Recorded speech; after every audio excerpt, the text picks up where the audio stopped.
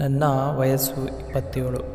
ನಾನು ಬೆಂಗಳೂರಿನಲ್ಲಿ ಒಂದು ಮನೆಯಲ್ಲಿ ಬಾಡಿಗೆಗೆ ಇದ್ದೆ. ದಿನಾಲೂ ಕಾಲೇಜಿಗೆ ಹೋಗಿ ಬರ್ತಾ ಇದ್ದೆ. ನಮ್ಮ ಮನೆ ಪಕ್ಕ ಮನೆ ಖಾಲಿ ಇತ್ತು. ಭಾನುವಾರ ದಿನ ನನಗೆ ಕಾಲೇಜು ಇರಲಿಲ್ಲ. ಅದಕ್ಕಾಗಿ ನಾನು ಮನೆಯಲ್ಲೇ ಇದ್ದೆ. ಅಂದು ನಮ್ಮ ಪಕ್ಕದ ಮನೆಗೆ ಒಬ್ಬ ಆಂಟಿ ಬಾಡಿಗೆಗಾಗಿ ಬಂದರು. ಅವರು ತಮ್ಮ ಜೊತೆ ಅವರ ಹಳೆಯ ಮನೆಯ ವಸ್ತುಗಳನ್ನು ಲಾರಿಯಲ್ಲಿ ಹಾಕಿಕೊಂಡು ಬಂದಿದ್ದರು. ನಾನು ಲಾರಿ ಶಬ್ದವನ್ನು ಕೇಳಿ ಮನೆಯಿಂದ ಹೊರಗೆ ಹೋದೆ. ಆಗ ನಾನು ಅವರನ್ನು ನೋಡಿದೆ. ಅವರು ನೋಡಲು ತುಂಬಾ ಸುಂದರವಾಗಿದ್ದರು. ನಾನು ಅವರನ್ನು ನೋಡುತ್ತಾ ನಿಂತಿದ್ದೆ.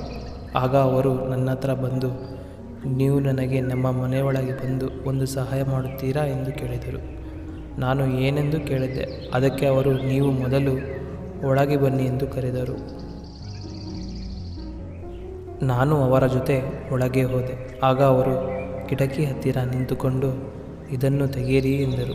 ನಾನು ಏನು ಎಂದು ಕೇಳಿದೆ. ಅದಕ್ಕೆ ಅವರು ನಕ್ಕಿ, ಈ ಕಿಟಕಿ ನನ್ನ ಕೈಯಲ್ಲಿ ಆಗಿನಿಂದಲೂ ತೆಗೆಯಲು ಪ್ರಯತ್ನ ಪಡುತ್ತಾ ಇದ್ದೇನೆ, ಆಗುತ್ತಿಲ್ಲ, ನೀವು ತೆಗೆಯಿರಿ ಎಂದು ಹೇಳಿದರು.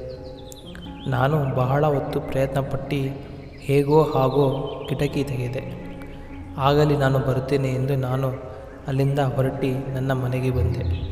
ಕೆಲವು ಗಂಟೆಗಳು ಆದ ಮೇಲೆ ಯಾರೋ ಬಂದು ನಮ್ಮ ಮನೆ ಬಾಗಿಲನ್ನು ತಟ್ಟುತ್ತಾ ಇದ್ದರು. ನಾನು ಯಾರೆಂದು ಹೋಗಿ ಬಾಗಿಲನ್ನು ತೆಗೆದಾಗ ಪಕ್ಕದ ಮನೆ ಆಂಟಿ ನಿಂತಿದ್ದರು. ಬನ್ನಿ ನಮ್ಮ ಮನೆಗೆ ಹೋಗೋಣ, ನೀವು ನನಗೆ ಎಷ್ಟು ಸಹಾಯ ಮಾಡಿದ್ದೀರಾ, ನಮ್ಮ ಮನೆಯಲ್ಲಿ ಟೀ ಕುಡಿಯುವಿರಂತೆ, ಬನ್ನಿ ಎಂದು ಕರೆದುಕೊಂಡು ಹೋದರು. ನಾನು ಹೋದೆ. ಅಲ್ಲಿ ನೋಡಿದರೆ ಅವರು ಅವರ ಮನೆಯಲ್ಲಿ ಎಲ್ಲ ವಸ್ತುಗಳನ್ನು ಜೋಡಿಸಿದ್ದರು. ನನಗೆ, ನೀವು ಸೋಫಾದ ಮೇಲೆ ಕೂತಿಕೊಳ್ಳಿ, ನಾನು ನಿಮಗೆ ಕುಡಿಯಲು ಟೀ ತರುತ್ತೇನೆ ಎಂದು ಹೋದರು. ಒಂದು 5 ನಿಮಿಷ ನಂತರ ಟೀಯನ್ನು ತಂದು ನನಗೆ ಕೊಟ್ಟರು.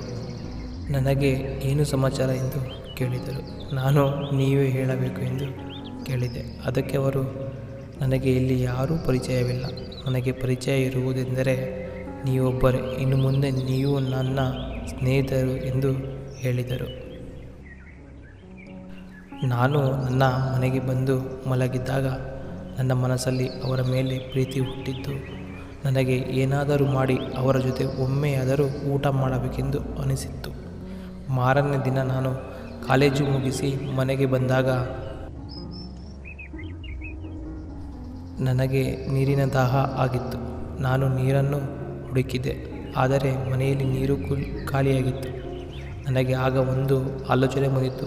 ಇದು ಒಳ್ಳೆಯ ಸಮಯ ಎಂದು ನಾನು ನೀರಿನ ಬಾಟಲನ್ನು ತೆಗೆದುಕೊಂಡು ಪಕ್ಕದ ಆಂಟಿ ಮನೆಗೆ ಹೋದೆ. ಅವರ ಮನೆಯ ಬಾಗಿಲನ್ನು ತಟ್ಟಿದೆ. ಆಗ ಆಂಟಿ ಬಂದು ಬಾಗಿಲನ್ನು ತೆಗೆದರು.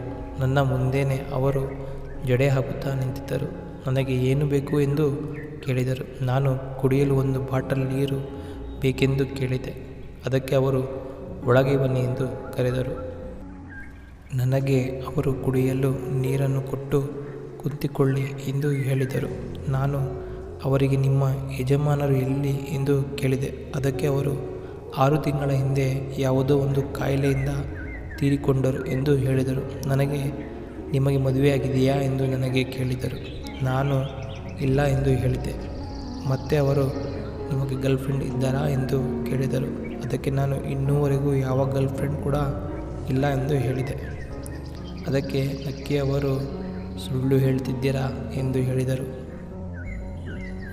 ಅದಕ್ಕೆ ನಾನು ಅವರಿಗೆ, ನಾನು ನಿಮಗೆ ಏನೋ ಒಂದು ಕೇಳುತ್ತೇನೆ, ಸಿಟ್ಟಾಗಬಾರದೆಂದು ಹೇಳಿದೆ. ಅದಕ್ಕೆ ಅವರು, ಪರವಾಗಿಲ್ಲ, ಕೇಳಿ, ಸಿಟ್ಟಾಗುವುದಿಲ್ಲ ಎಂದು ಹೇಳಿದರು. ಅದಕ್ಕೆ ನಾನು, ನನಗೆ ನೀವೆಂದರೆ ತುಂಬ ಇಷ್ಟ, ನನಗೆ ನಿಮ್ಮ ಜೊತೆ ಒಂದು ಬಾರಿ ಊಟ ಮಾಡಬೇಕೆಂದು ಆಸೆ ಎಂದು ಹೇಳಿದೆ. ಅವರು ಮೊದಲು ಬಾರಿಗೆ ಇಲ್ಲ, ಬೇಡ ಎಂದು ಹೇಳಿದರು. ನಾನು ಹಾಗೋ ಹೀಗೋ ಅವರಿಗೆ ಒಪ್ಪಿಸಿದೆ. ನಾವಿಬ್ಬರೂ ಸೇರಿ ಒಂದು ಬಾರಿ ತುಂಬ ಹೊತ್ತು ಊಟ ಮಾಡಿದೆವು. ಆಗ ಅವರು, ಈಗ ನನಗೆ ಖುಷಿನಾ ಎಂದು ಹೇಳಿದರು. ಹೌದು ಎಂದು ನಾನು ಹೇಳಿದಾಗ, ಇನ್ನು ಮುಂದೆ ನೀನು ನಮ್ಮ ಮನೆ ಹತ್ತಿರ ಬರಬೇಡ ಎಂದು ಹೇಳಿ ಅಳುತ್ತಾ ನಿಂತರು. ಇನ್ನು ಮುಂದೆ ನೀನು ನಿನ್ನ ಮುಖವನ್ನು ಎಂದಿಗೂ ತೋರಿಸಬೇಡ ಎಂದು ಹೇಳಿದರು. ನಾನು ಅಲ್ಲಿಂದ ಮನೆಗೆ ಬಂದಾಗ ನನಗೂ ಕೂಡ ಮನಸ್ಸಿಗೆ ದುಃಖವಾಯಿತು. ನಾನು ಮಾಡಬಾರದನ್ನು ಮಾಡಿದೆ ಎಂದು ಅರಿವಾಯಿತು. ನಾನು ಅವರ ಹತ್ರ ಹೋಗಿ ಮತ್ತೆ ಕ್ಷಮೆ ಕೇಳಿ, ನಾನು ತಪ್ಪು ಮಾಡಿದೆ ಎಂದು ಹೇಳಿ ನಾನು ನಿಮ್ಮನ್ನು ಮದುವೆಯಾಗುತ್ತೇನೆಂದು ಹೇಳಿದ್ದೆ. ಅದಕ್ಕೆ ಅವರು ಇಲ್ಲ ಎಂದರು. ಹಾಗೋ ಹೀಗೋ ನಾನು ಅವರನ್ನು ಕಾಡಿ ಬೇಡಿದಾಗ, ಆಗಲಿ ಮೊದಲು ನೀನು ನಿನ್ನ ಓದನ್ನು ಮುಗಿಸಿಕೊ ಎಂದು ಹೇಳಿದರು. ನಾನು ಹಾಗೋ ಹೀಗೋ ಓದನ್ನು ಮುಗಿಸಿಕೊಂಡು ಅವರ ಜೀವನಕ್ಕೆ ಒಂದು ಬಾಳನ್ನು ಕೊಟ್ಟೆ.